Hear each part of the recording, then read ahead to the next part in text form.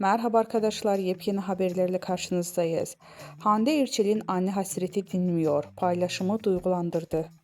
Oyuncu Hande Erçel 2019 yılında vefat eden annesi Aylin Erçel'in sosyal medyada duygusal sözlerle andı.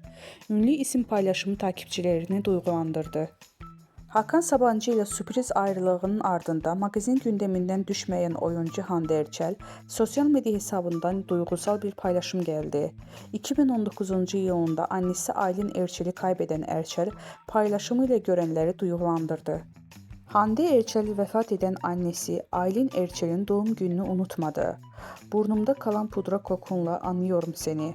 Notu düşen oyuncunun duygu yüklü sözleriyle annesini andı.